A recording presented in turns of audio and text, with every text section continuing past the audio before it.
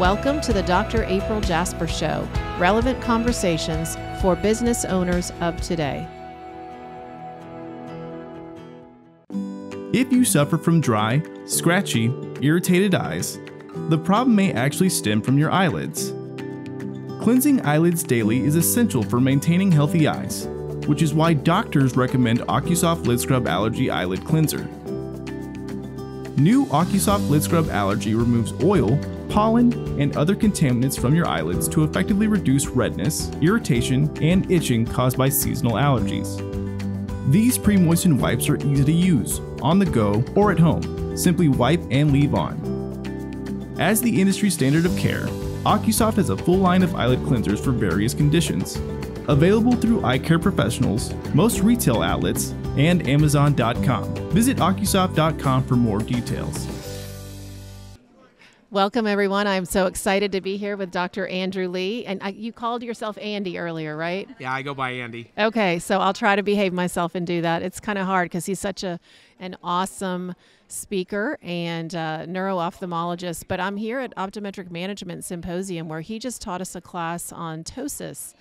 But he and I had a chance to talk before then about a lot of other stuff. So before we get into that, though, I want you, Andy, to tell us a little bit about you, your history, how you got to where you are today. Go ahead.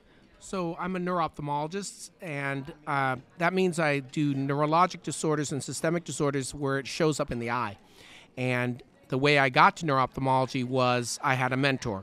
And my mentor was a neuro-ophthalmologist, and our resident was also interested in neuro-ophthalmology. And so two very important people in my life served as mentors to me and encouraged me, and I just fell in love with neuro-op, and I knew I wanted to do it from the very first day. But that's not all you do. So you take care of patients. You have a lot of other things you're doing. Let's jump into the space program.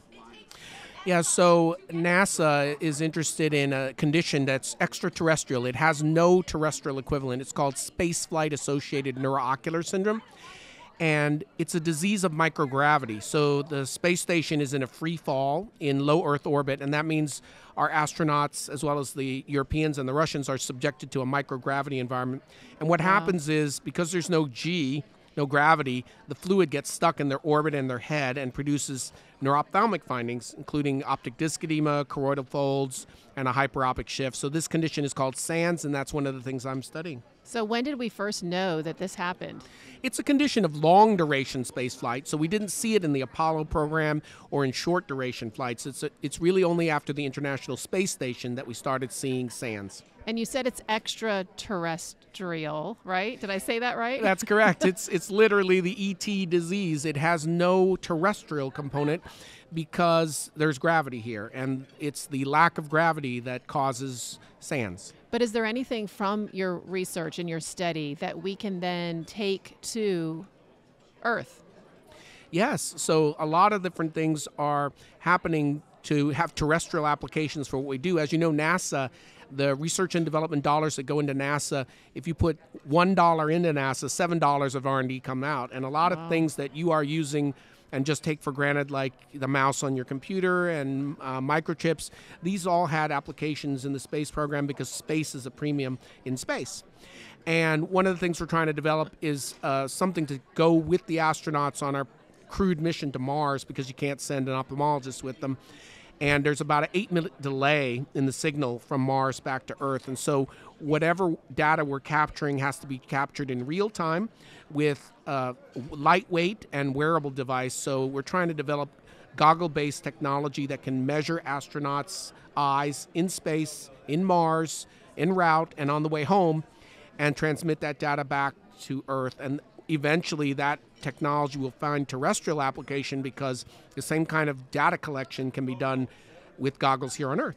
Oh my goodness. All right, so is there anything you can tell us about that has already been done that in your research that they're utilizing today, or is it all super secret?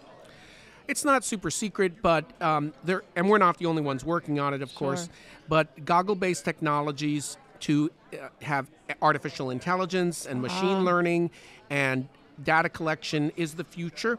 I would envision a time where ophthalmologists and optometrists don't actually have to collect data anymore. Ooh. So instead of spending our time looking in people's eyes and refracting them and checking their pupil, the machines would do it for us and would provide decision support, and we could spend our time thinking about problems instead of collecting data. I love that you're saying this, because I think there are some people out there that wonder why we spend so much time and money on space program. You just kind of helped us through that. Anything more you'd like to comment on there? For sure. It's deeply ingrained in the human spirit to explore. And so from a philosophical standpoint, exploration is in our DNA. But search for extraterrestrial home is not that far-fetched, especially because we really don't have a plan B on this planet for things that could be catastrophic.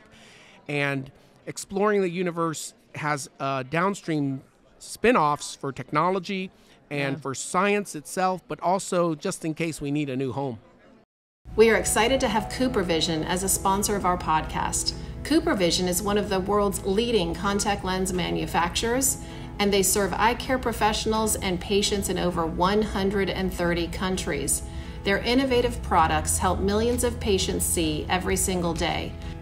One of the technologies and innovations that we love the most about CooperVision is their groundbreaking technology in soft contact lenses that helps to slow the progression of myopia in children 8 to 12 years old at the initiation of treatment. So when you look at the space program and the time spent there, and I want to talk to you about time management, because I learned, so I mean, come on, look at this. The facts are crazy, amazing. You've written over 500 peer-reviewed publications, 14 textbooks. Yes. And you've spoken over 300 national, international medical meetings, and I think you told me you speak at least 25 a year. Yes. And you practice medicine, and you work for the space program. So how do you do it all? So I have what I would say is good time management skills, but I also divide my time into four, a 2x2 matrix of important but not urgent, urgent but not important, and you can see the other combinations there. So for the most important box, which is not urgent but important, I work on that box for 3 hours a day. And if you do that, then that box, the not urgent but it's important, won't spill over and become urgent and important. For some things, it's not important but it's urgent. I just position those immediately. So that takes me about a second to say yes or nice or okay or proceed. And if you do that, then that box won't fill up either. Yep. And for things that are not urgent but they're important, you really should be spending your time on that box a lot. And things that are not important and not urgent, I use that as a reward for myself, but only after completing the other boxes. So in my 2x2 world, I prioritize my time, and I think one of the most important things that I do is urgent but not important still is urgent. And that means other people are waiting for you to say yes or no to something, and even though to you that's not an important thing, to them, they will not continue the project until you say proceed or yes or okay. And that really only took 1 second of your time. And if you don't do it that way, the box will fill up. And so for me, I always empty my inbox 3 times a day. In the morning, at night, and then right before I go to bed, I go to bed with 0. All right, but you get up early. So we had this conversation because our listeners know I'm a little bit like this, only you're way much better. Let's say that differently. I'm a little like this. I love time management, but you've done a much better job. And there's actually a name for the matrix, right? The Eisenhower matrix, dividing it into urgent, important, urgent, not important, not urgent. That's the reward box. And important but not urgent. And the most important box is keeping that not urgent but important box from becoming urgent. I love it. All right, so what time do you get up in the morning? So I normally get up between 3 and 3:30 in the morning, and that's how I'm able to keep control of my inbox, because there's no kids and there's no wife at 3:30 in the morning.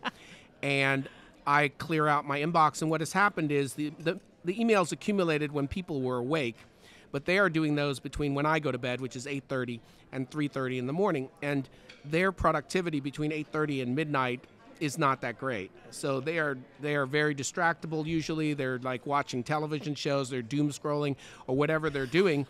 And it's very hard to be productive at night. And so I use that time to answer emails where the unproductive people have written to me.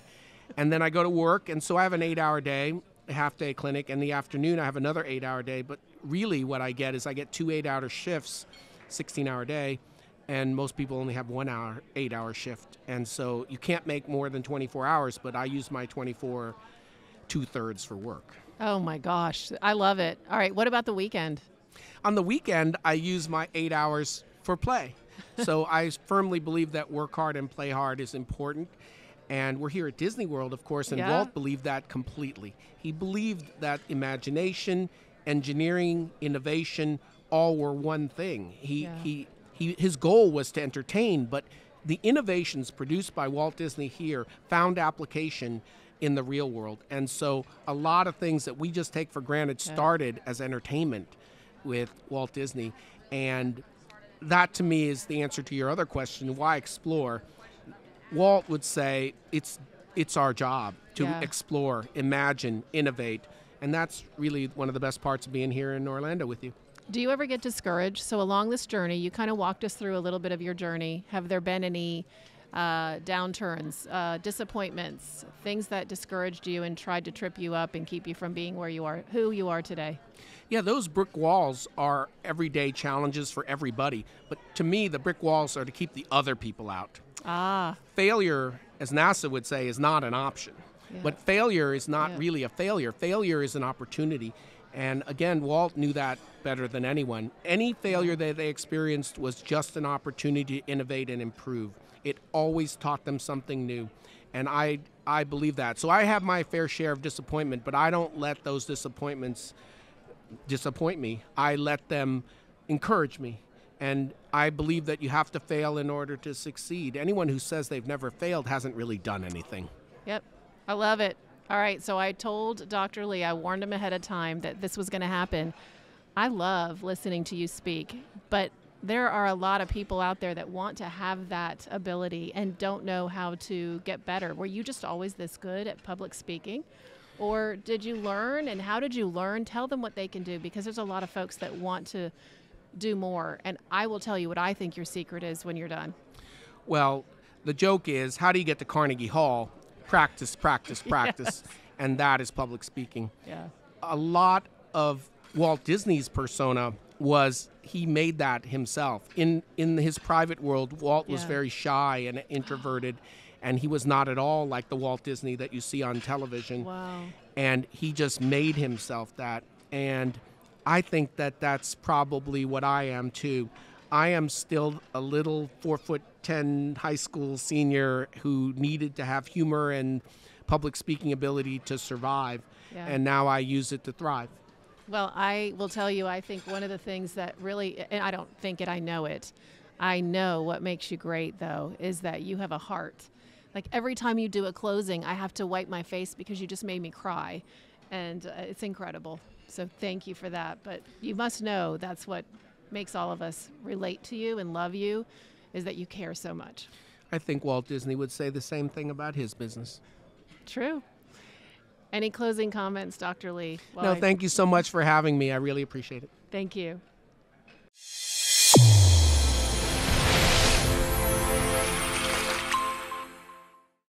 Your eyes and your vision are under attack. Damaging blue light from the sun, your phone, your computer, your tablet, even light bulbs and car headlights is constantly bombarding you. The good news is our eyes actually already have a line of defense to counter the effects of blue light.